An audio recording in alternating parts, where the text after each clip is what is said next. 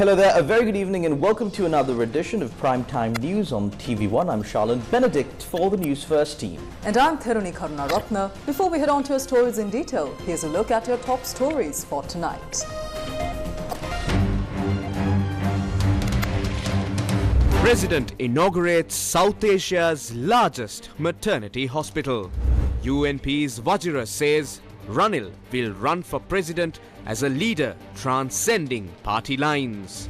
Namal appointed as the SLPP's national organizer. Medical students protest in Colombo.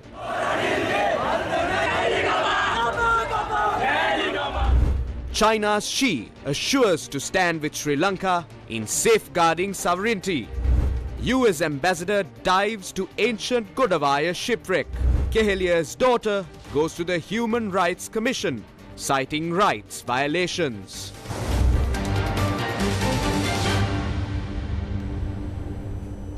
On to your top story tonight, the German-Sri Lanka Friendship New Women's Hospital in Karapitiya, Galle, hailed as the largest maternity hospital in South Asia, was declared open by President Ranil Wickremesinghe.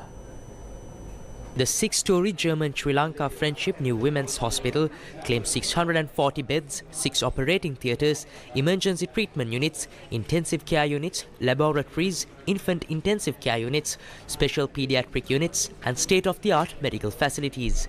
Additionally, it features water purification and a recycling unit. The German government has contributed 25 million euros for this project, in addition to providing medical equipment. President Ranil Wickremesinghe also visited the newly opened maternity hospital to inspect its facilities.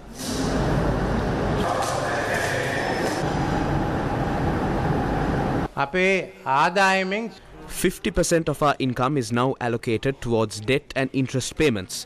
Although over 7 trillion was earmarked for this year's budget, a significant proportion, totaling 3.9 trillion, must be directed towards debt repayment. Of this amount, 1/3 is dedicated to loan settlements, while the remaining 2/3 are allocated for interest payments. Additionally, approximately 1.2 trillion is allocated for salaries. After accounting for recurring expenses, there is very little remaining for essential activities. We cannot sustain this current situation. Recognizing this urgency, the International Monetary Fund, the World Bank and the Asian Development Bank has advised us to initiate steps towards generating the necessary funds for this year's expenditure domestically. Printing money or seeking funds from state banks will not be viable options at this time.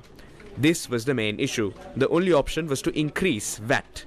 Everyone reprimanded this decision. However, this measure eliminated the need to print money for the budget for the first time. The impact is evident nationwide today. The rupee, once valued at 370 against the dollar, has now strengthened to 300. This trend is anticipated to continue to around 270 rupees. The decrease in inflation has facilitated a reduction in interest rates, which in turn is expected to stimulate business growth. By adhering to this program, the loan repayment burden is anticipated to diminish gradually over the next 2 years, freeing up resources for national development endeavours. The future holds no promise without innovation in education and healthcare. නවීකරණයක් කරන්න නැත්නම් කිසිම බලාපොරොත්තුවක් තියන්න එපා අපිට අනාගතයක් තියෙනවා කියලා. German ambassador to Sri Lanka Dr. Felix Newman, among others, were present for this event. 3 individuals, including Duminda Nagamur, the propaganda secretary of the Frontline Socialist Party, were apprehended during a recent protest organized by the People's Struggle Movement on the 20th of March. Following their arrest, they were brought before the Colombo Fort Magistrates Court this afternoon, where they were ordered to be remanded until the 3rd of April. In addition to Duminda Nagamur, Venerable Ratkarawe Jinaratana Thero, the former convener of the Inter-University Bhikkhu Federation, and Lahiru Veerasekara, former convener of the Inter-University Students Federation, have also been remanded in custody. Magistrate Thilina Gamage granted bail to 5 additional suspects who were arrested. These individuals were released on bail of 100,000 rupees after participating in an identification parade. During today's court session, the police emphasized the importance of obtaining media footage related to the protest for investigative purposes. In total, 33 people were apprehended during the protest organized by the People's Struggle Movement in Colombo Fort. The Youth for Change organisation engaged in a demonstration in close vicinity to the main bus stand in Batul earlier today. The protesters demand an end to repression and unlawful arrests.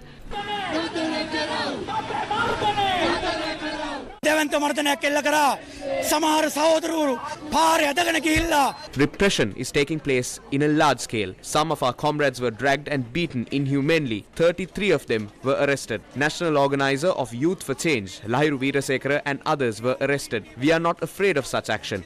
We are ready to take to the streets with the youth and the people.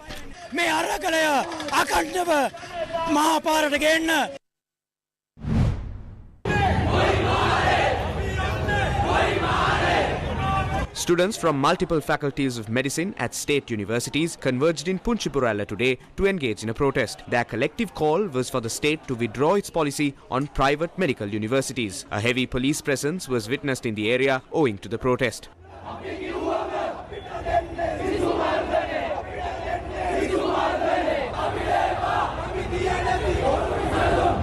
Although the students attempted to march towards the town hall, the police prevented them.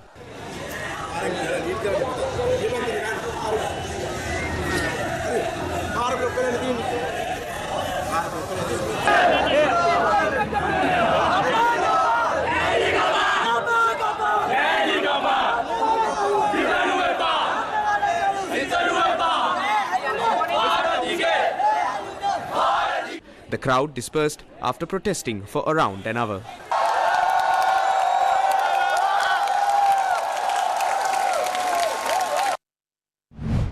The Development Officers Services Association and the Employed Graduates Association protested at the doorstep of the Ministry of Public Administration, Home Affairs, Provincial Councils and Local Government. They voiced several demands, including a call for a more streamlined promotion procedure.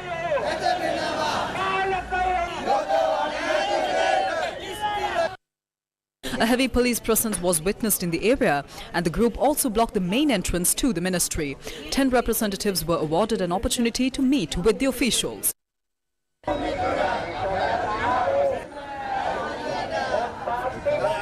Following an assurance that an official meeting would be held tomorrow, the group dispersed. Will we have a presidential election first or the general election? Now, the spotlight falls on all contenders.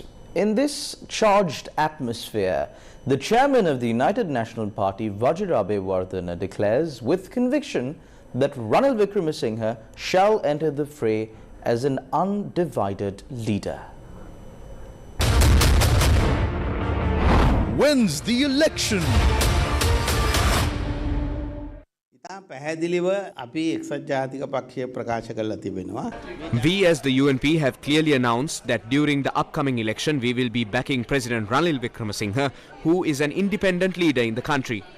A number of other parties are also ready to back him. Doesn't the public need an impartial leader? Ranil Wickremesinghe will be contesting the election as an undivided leader, and as far as we know, several political parties are ready to back him. Just like these political parties, the public too will be backing him. ගොඩක් දේශපාලන පක්ෂ වගේම ශ්‍රී ලාංකික මහජනතාව ඒ සඳහා පෙළගැසෙමින් සිටිනවා ජාතිය ආරක්ෂාව සඳහා. Wins the election. The leadership of the Sri Lanka Podujana Peramuna has instructed the seniors of the party to refrain from making various statements about a presidential candidate until the final decision is officially announced. Our party leader Mahinda Rajapaksa made it clear that no one should present their personal opinions regarding the presidential candidate to the media. The executive committee and the party's political council will convene and make a final decision. Until this decision is announced, members are requested to refrain from expressing their personal opinions. Accordingly, we are following these instructions and will refrain from speaking to the media in this regard. අපි එතුමාගේ උපදෙස් අනුගමනය කරමින් ඒ සම්බන්ධයෙන් අදහස් ප්‍රකාශ කිරීම වැළකී සිටිනවා. The executive committee of the Sri Lanka Podujana Peramuna convened this evening under the auspices of party leader Mahinda Rajapaksa and founder Basil Rajapaksa. Parliamentarian Namal Rajapaksa was unanimously elected as the national organizer of the Sri Lanka Podujana Peramuna during the meeting. ඔබතුමාලා විශේෂයෙන්ම මහමැතිවරණයක් ඉල්ලන්නේ ඇයි? It is true that constitutionally a presidential election must be held first. However, we believe that in order to create political stability, the president elected needs the mandate of the general public. We see much public discourse being created regarding the privatization and the selling of state-owned enterprises. The president does not have the public mandate to do this. This was not included when obtaining the mandate of 6.9 million people. We must first build a public mandate. We cannot elect an authoritarian leader. And that is why creating a public mandate is important. Wins the election. Parliamentarian of the Samagi Janabalawege Nalin Bandara asserts that Ranil Wickremesinghe is emerging as the potential candidate for the Sri Lanka Podu Jana Peramuna. It is evident that apart from the Rajapaksas, all the other MPs are with Ranil Wickremesinghe. පිළේ බහුතරයක් රනිල් වික්‍රමසිංහ මහත්තයා ගාව ඉන්න නිසා තමයි රනිල් වික්‍රමසිංහ මහත්තයාගේ කලිසමත් කඩා වැටෙන තරම් සාක්කුව බර වෙලා තියෙන්නේ. However, the voters of the country are not with Ranil Wickremesinghe, though the Rajapaksa MPs are with him. It is clear to us that Ranil Wickremesinghe will run for president and he will be the SLPP's candidate. We will have to invite all the remaining UNP supporters to rally around Sajith Premadasa at the next presidential election. This is because Ranil Wickremesinghe will contest as the candidate of the SLPP. ඉදිරිපත් වෙන්නේ කියන එක දැන් බොහොම පැහැදිලි. Wins the election. National Executive Committee member of the Jatika Janabalawege Wasantha Samarasinghe bears the following opinion. සාකච්ඡාව සංවාදෙත් අපිට තියෙන විදියට ආරංචිය. As per the information we received, based on the discussion of the Election Commission, the election will take place on either the 5th or 12th of October. However, Mahinda Rajapaksa recently declared that the general election should take place ahead of the presidential election. If not, it would be unfair. ලෝකකට සාධාරණ මතක් වෙලා නේ. දැන් ඔයිට කලින් කොහොමද තිබ්බේ? එතකොට ඒව මතකත් නැහැ. දැන් ඇයි මේ මතක් වෙලා තියෙන්නේ? It appears something has changed from within. Basil returned earlier this month. However, he did not meet with Mahinda, Yoshita or Namal. He met with Ranil to discuss the general election, citing that they handed him the presidency. Ranil had said no to the general election and, if that is required, he would consider the support of 113 MPs. One faction is with Namal and the other is with Ranil. There is an independent faction as well. Several others are with Basil. Can they obtain the support of 113 MPs? Ranil is aware of this. Why do Basil, Mahinda and Sajith call for a general election? It is certain that Anrukumara Disanayaka of the Jatika Janabalawege will become the president. සිල්ලට මහින්දලාට නේ සජිත්ලට ඔක්කොටම දැන් මහමැතිවරණ වෙලා තියෙනවා. ජාතික ජනබලවේගයේ නායක අනුර දිසානායක සහෝදරයා ජනාධිපති වෙන එක වෙනවමයි කියලා දැන් තහවුරුලා තියෙන රටේ. 4 teenage boys died after drowning while swimming in the Mawir in the Valakumbura area in Alawa today. The deceased were around 14 years of age and were residents of Alawa and Pulgahavela. Police say that the teenagers were part of a group of 5. One child was rescued and is receiving treatment at the Kurunagala hospital. The deceased were residents of Alawa and Pulgahavela. The Alawa police is conducting further investigations into the incident.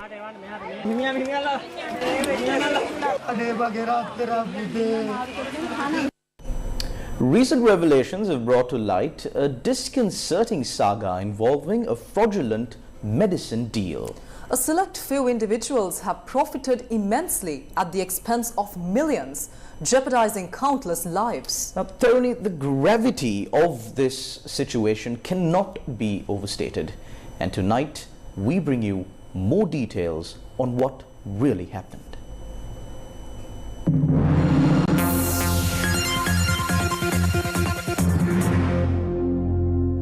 Over time, Newsfirst painstakingly exposed the truth behind 2 counterfeit drugs that have infiltrated Sri Lanka's healthcare system. The first culprit is rituximab, administered to cancer patients, and equally disconcerting is the case of human immunoglobulin. Shockingly, both purported medicines contained nothing more than water or an unidentified liquid. But the story doesn't end there. What remains shrouded in mystery is the fate of those who unwittingly injected these fraudulent concoctions into their bodies. As the veil lifts, revelations emerge about a deeply corrupt system. Transactions involving the purchase and distribution of these sham medicines to government hospitals are now under scrutiny. Lakmini Girihagama, the Deputy Solicitor General of the Attorney General's Department, apprised the court of the investigations conducted by the detectives of the Criminal Investigations Department. The crux of the matter lies in the intricate transactional details that have recently come to light. Amidst the crisis in 2022, hospitals grappled with dwindling supplies, leaving patients vulnerable. However, the revelation now suggests that the purported scarcity did not align with the actual stock levels in medical stores during that critical period. On May 30th, 2022, the former Health Minister Rambukwella submitted a cabinet paper. The proposal sought immediate procurement of medicines and medical equipment, urging the continuation of the established COVID-19 Emergency Procurement Committee. Details of the transactions that took place following cabinet approval have also emerged. At the time, since Sri Lanka was not in possession of sufficient dollar reserves, approval was given to tap into the Indian line of credit to procure the medicines. However, it was Rambukwella who had given out directives to prepare a procurement process for the emergency purchasing of these medicines while using the Indian line of credit. Startlingly, the Criminal Investigations Department's findings reveal that Minister Rambukwella instructed the dismissal of existing medicine orders. Instead, he mandated the acquisition of medicines for the next 3 months, bypassing established protocols. Recent investigations have shed light on a complex web of events surrounding medicine procurement in Sri Lanka. On September 22, 2022, Rambukwella, in consultation with senior health authorities and private suppliers, initiated discussions to draft a cabinet memorandum outlining the purchase of medicines from private suppliers. The infamous September 26, 2022 cabinet paper proposed the establishment of an uninterrupted medical supply service within Sri Lanka. Shockingly, it revealed that 182 essential medicines were unavailable for even a month. Furthermore, it predicted substantial losses in medicine stocks within 3 months. As a remedy for the perceived medicine shortage, the decision was made to allow private suppliers in Sri Lanka to import medicines using the Indian credit facility. Disturbingly, this emergency provision bypassed the registration process of the National Medicines Regulatory Authority. While the cabinet paper was being approved, the Ministry of Health on September 27, 2022 had already called for expression of interest for the procurement of 285 essential and life-saving medicines through the Indian credit scheme. This is how expression of interest was also called for human immunoglobulin from private companies within Sri Lanka. However, recent revelations indicate that procuring medicines under the emergency process violates the law. Emergency purchases are permissible only when existing stock levels fall below a month's supply. Crucially, assessing the national stock of relevant drugs before such purchases is essential. Notably, this transaction focused solely on stocks within the medical supplies division. Earlier, Newsfirst exposed the manner in which rituximab was procured, while the country had sufficient supplies for at least 3 months. Despite the earlier expose, the situation escalated. On the 25th of October 2022, new cabinet paper emerged, declaring an emergency due to a shortage of 317 critical medicines. Shockingly, some of these drugs were previously approved for import during the alleged scarcity. Expression of interest was called to procure medicine through the Indian loan facility hit a roadblock. Instead, funds were diverted from other sources bypassing the intended loan facility. This is because intricate web involves long-standing observations tied to the Indian High Commission. The price tag of rituximab stands at a staggering 107,911,481 rupees. Even more alarming, 36,381,875 rupees was paid for a mere 900 vials of human immunoglobulin. These transactions drained funds from the Medical Supplies Division's account. The former Health Secretary recommended prioritizing payments to Isolis Biotech Pharma, while 2 checks of 50 million rupees each were drawn in favor of the supplier. Curiously, the company received funds before suspicions arose about the drug's authenticity. The account now holds a mere 17,000 rupees. The criminal investigation has laid bare the truth and presented facts to the judicial system. 10 individuals, including the former health minister, ministry secretary, and the company owner, languish in remand prison. Their actions, driven by financial gain, have imperiled lives during a severe economic crisis. The unanswered question remains: What befell the patients who received these dubious medicines? Will justice prevail? Will action be taken in a court of law against those who risked patient lives to line their own pockets?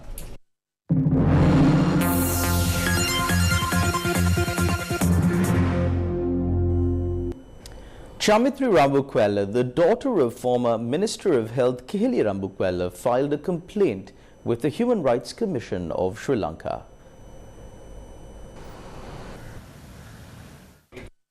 Chamithri Rambukwella complained to the HRCS cell claiming that Kihili Rambukwella's arrest was done arbitrarily and called for a thorough investigation.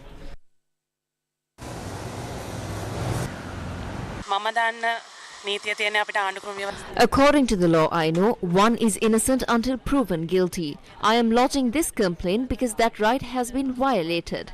As a common citizen of this country and based on the established process of the law, an investigation is conducted on a person first and then an arrest is made based on its outcome. But what is happening now is he is being held in remand custody while the investigation is going on. Remand භාරයේ තියාගෙන පරීක්ෂණ පවත්වාගෙන යනවා. ඒ පිළිබඳව පැමිණිල්ලක් ඉදිරිපත් කිරීමට තමයි මම අද මෙතනට පැමිණියේ. මේ දැනට දිගටම පවතින කටයුත්ත. This is an ongoing matter. During this matter, it is vital to ensure that his fundamental rights are not violated and the Human Rights Commission holds the power to monitor it. We hope we will receive a favourable outcome through this complaint. සාධාරණයක් ඉෂ්ට වේ කියන බලාපොරොත්තුව අපිට මානව හිමිකම් කොමිසම කෙරෙහි පවතිනවා.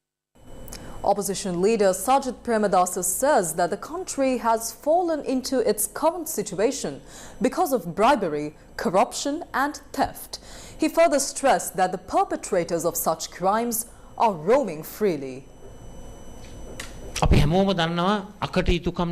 The country is in its present state as a result of various malpractices, including fraud, corruption and theft. However, the perpetrators who are to be held accountable for such crimes continue to roam free to this date. Those who destroyed this country, those who are responsible for the country's bankruptcy, are all living well. They do not have a problem with the cost of living. They've never had to encounter problems and pain. Not only them, but their families are living luxurious lives on the account of the general public. They have earned money that is sufficient for 1,000 generations. However, the silent majority of the country is the general public, and they live among conditions such as hunger, poverty, thirst and unemployment. We should understand well what is correct and what is wrong in order to move forward together as one nation. If so, our path forward will be successful. The United Centenary Front convened a media briefing to comment on the country's education system.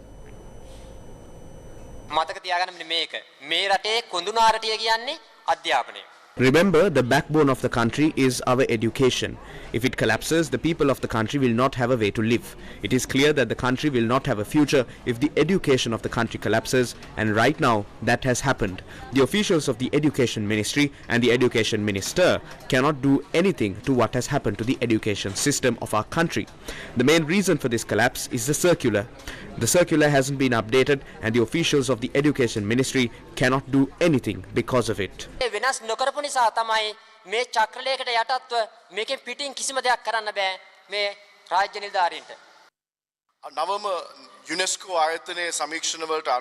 According to the new UNESCO reports, compared to the other 141 countries, Sri Lanka is positioned as the 140th country, which means there is no other country which does not spend less on education as Sri Lanka does.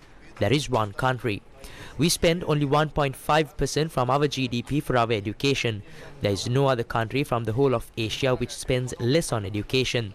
I will tell it again. It's 1.5%. We thought that they will increase it in the last budget and they decreased it to 1.19%.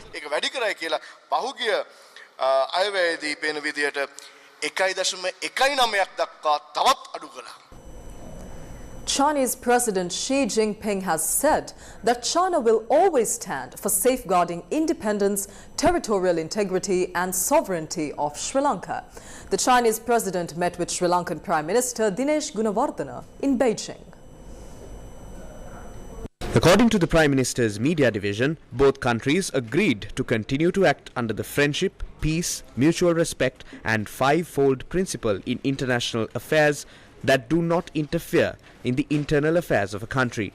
The Chinese president also assured that China will support the schemes necessary for the development of Sri Lanka as soon as they are presented. The Chinese president had assured continuous support of China to Sri Lanka's efforts for political and socio-economic progress.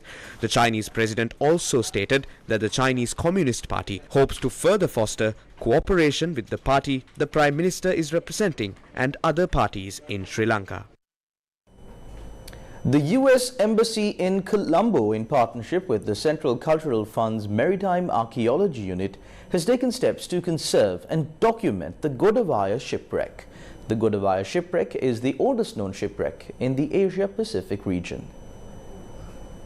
The US Embassy in Colombo, in partnership with the Central Cultural Fund's Maritime Archaeology Unit, has undertaken a significant step in preserving Sri Lanka's rich maritime history through the conservation and documentation of the Godavaya shipwreck, the oldest known shipwreck in the Asia-Pacific region.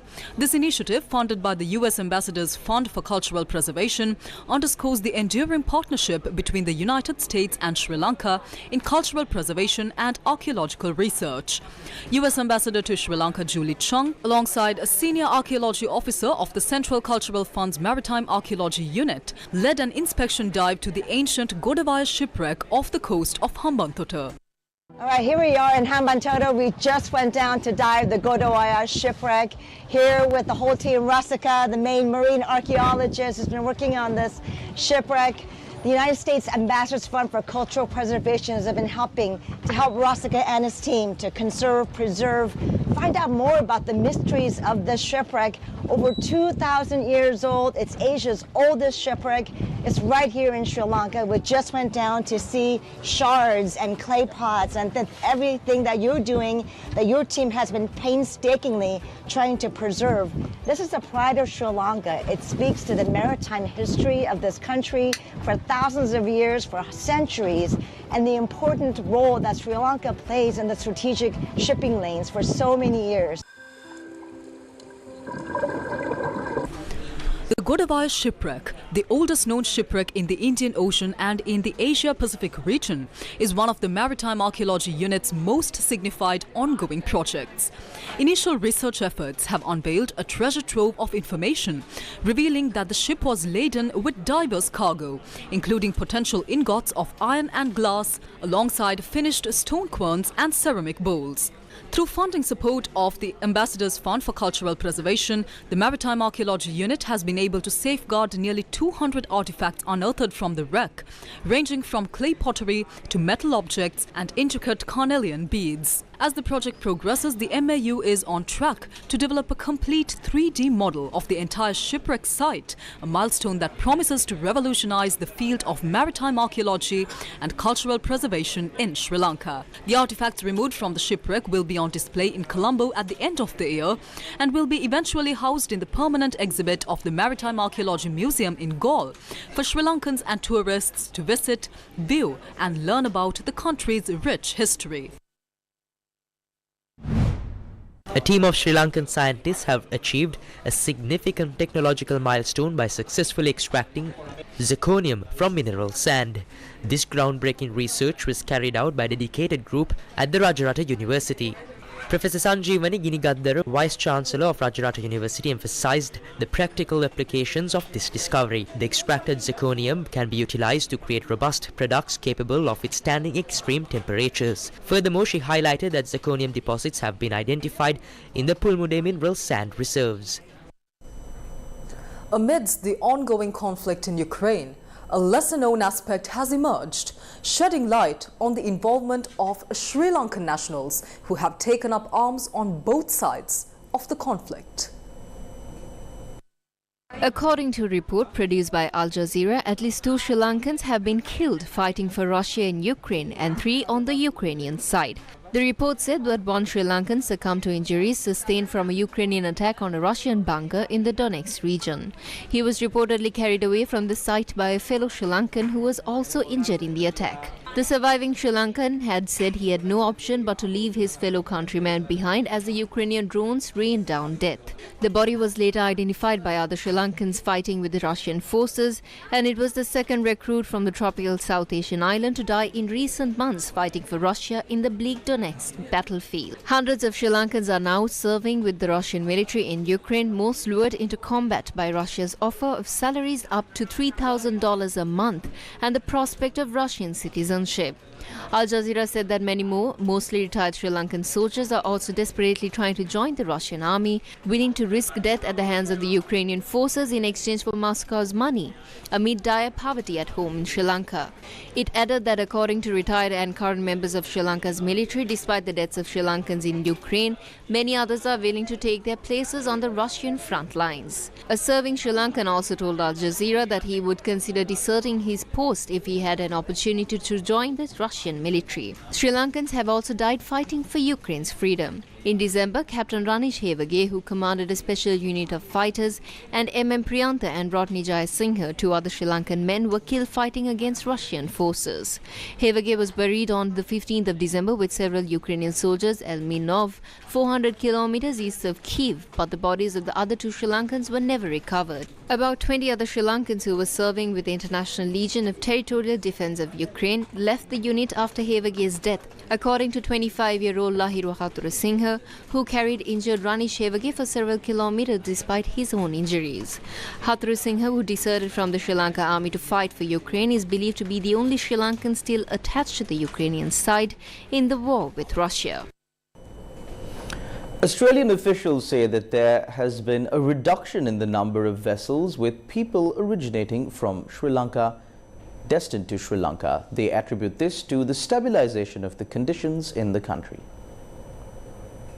Day 2 of the UNODC conference, which is co-hosted by the Sri Lankan Navy and the UNODC Global Maritime Crime Programme under the theme Charity Unruly Waters, Enhancing Maritime Domain Awareness in the Indian Ocean region, was held in Colombo. So people smuggling is involved in relation to push and pull factors. Push factors, when something goes bad in a country, people want to leave, whether it be political, economic, war, people want to leave, and they leave in masses. And pull factors, which we see often Australia, Europe, Canada, New Zealand, etc., where they're pull factors coming through. As a result of that, we had a number of vessels leave Sri Lanka with passengers on board destined for places like Australia and particularly going down south, Reunion Island, Diego Garcia, and that happened. However, as we see now, the push factors have stabilised. The political situation here has stabilised. The economic situation here has also stabilised. So therefore, push factors have reduced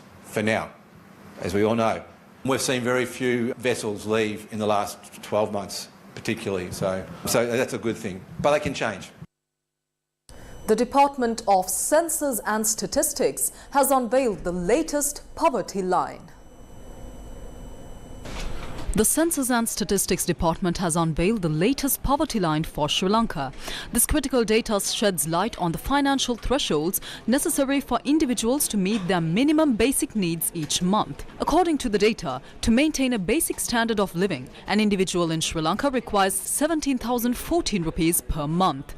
This figure serves as a benchmark, but the actual requirements vary significantly across the districts. In the bustling Colombo district, the bar is set higher. To avoid falling below the poverty line, an individual needs 18,350 rupees per month. Remarkably, Colombo tops the list as the district with the most substantial financial burden to meet essential needs among all 25 districts in Sri Lanka. Conversely, the Monaragala district reports the lowest requirement, where an individual can manage their basic needs with 16,268 rupees per month.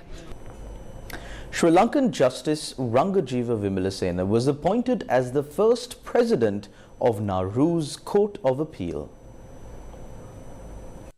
The judiciary of Nauru announced the appointment of Justice Rangajiva Vimalasena as the first president of the Court of Appeal, and he was officially sworn into office in a ceremony presided over by the acting president and Minister for Justice, Lionel Aingame. This appointment marks a significant milestone in Nauru's legal history since the Court of Appeal's establishment in 2018. Justice Vimalasena has served as a Justice of Appeal since August 2022 and as acting president since the 27th of June 2023 in Nauru. His legal journey began in 1999 as a prosecutor in the Attorney General's Department in Sri Lanka, served as a magistrate and district court judge, and later as a magistrate and judge of the High Court in Fiji.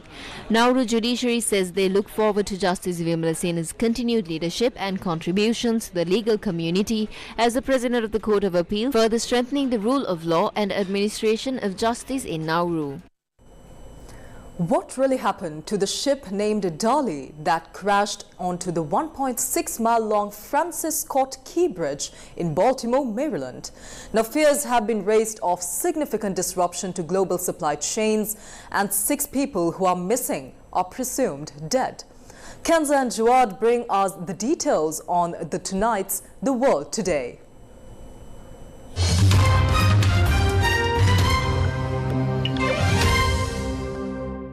Less than 1 hour after it left the port of Baltimore, bound for Sri Lanka, the crew of the Dali sent a mayday signal, alerting port authorities that the ship had lost power and was out of control. But Jawad, it appears from videos that the vessel was travelling too fast and the crew were unable to avoid hitting the bridge. By the time the crew of the massive Dali, a massive 948 feet container ship, realized what was happening, it was already far too late. Now, the vessel at the very start of a 27-day journey from the port of Baltimore to Sri Lanka completely lost power after leaving the port and was hurtling towards the city's iconic Francis Scott Key Bridge. Now, it was the middle of the night and the crew on board were pitched into further darkness when the ship's light suddenly went out. Now, the vessel was dead. There was no electronics and crucially no engine power. They were adrift but powerless to stop what was happening.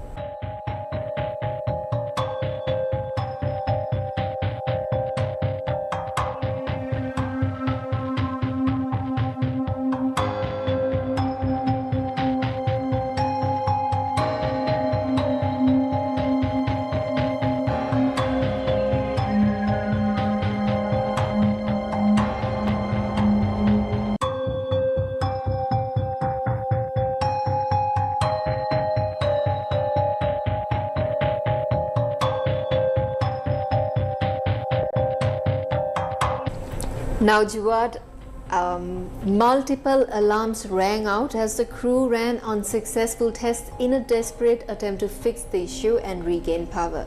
A local pilot on board the vessel frantically gave orders telling the crew to steer the rudder hard to port and drop anchor to keep it from drifting starboard. Now, while an emergency generator is believed to have kicked in, the ship never regained the use of its engines. Yes, kids, and now the pilots were left with no choice. Shortly before 1:30, they issued a mayday call, warning authorities a collision was imminent. There's a ship approaching that has lost their steering. An official with the Maryland Transportation Authority can be heard saying in the radio traffic recorded, and not long after, until you've got that under control, we've got to stop all traffic, was also heard. Now, Maryland Governor Wes Moore later hailed the crew as heroes and said that their quick response had saved lives because authorities were able to stop the flow of vehicle traffic onto the bridge in the 2 minutes between the call and the collision. Now, Jawad, the question that was rising the most was what happened? Were there any casualties that happened in this incident? Now, as foreign media reports, 8 people who were working on the bridge deck repairing potholes fell into the Patespo River. 6 people, all believed to be members of a road crew working on the bridge, are presumed dead due to the water temperature and time that has passed. Now, what the US Coast Guard said in the late evening on Tuesday that it had concluded the men had died and intended to suspend its massive search and rescue effort, which had been complicated by cold and cloudy weather. Yes, now officials say the water temperature was about 48 degrees Fahrenheit, or in other words 9 degrees Celsius at the time of the collapse. All 22 crew on the ship were Indian. Now the country is also a major player in the global seafaring. Shipping giant Maersk confirmed the ship was chartered by them and was carrying its customers' cargo. It was being operated by charter vessel company Synergy Group. The first emergency unit arrived at the scene at 1:50 a.m. ET. The ongoing multi-agency rescue operation is led by the fire department, collaborating with the U.S. Coast Guard and other Maryland agencies. Now, Governor Moore declared a state of emergency in Maryland at 10 a.m. local time.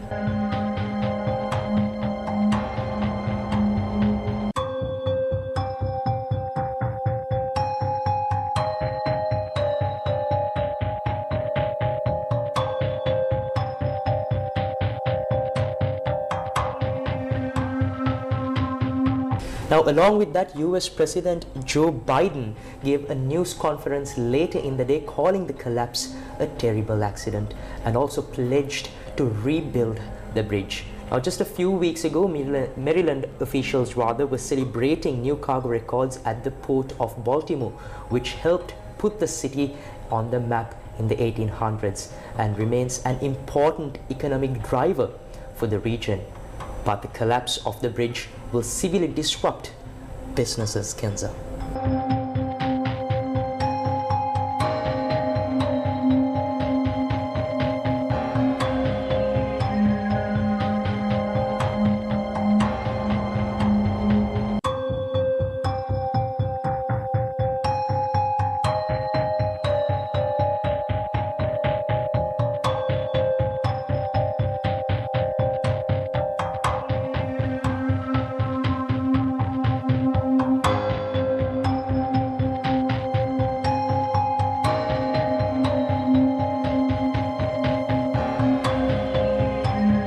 While not one of the biggest ports in the US, it ranked 17th last year for total tonnage handled. It plays a key role in car shipments, handling more than 800,000 last year.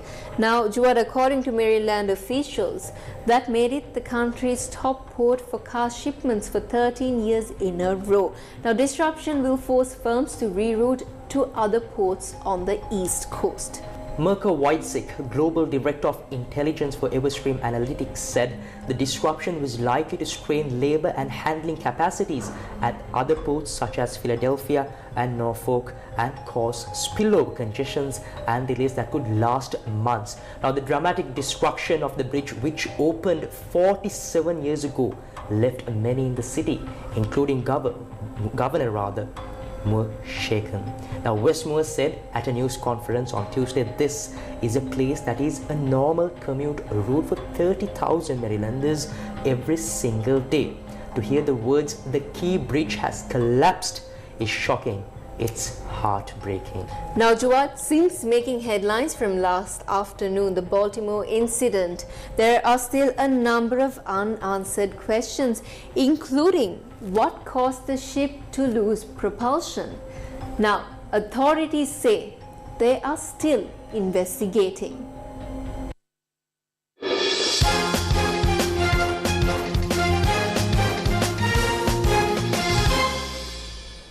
Former Ceylon cricketer Russell Harmer has passed away. Russell Harmer was one of the finest wicket-keepers who coloured the game during his playing time, and his contribution to cricket is well remembered by cricket lovers. According to statistics, Harmer played 15 first-class matches, amassing 383 runs, with 52 being his highest. Russell Harmer played for Ceylon before the country had full member status. Sri Lanka Cricket, in a statement, expressed deepest sympathies at the passing away of former Ceylon cricketer Russell Harmer. And that's a wrap of Primetime News on TV1 for tonight. Thank you for watching. Good night.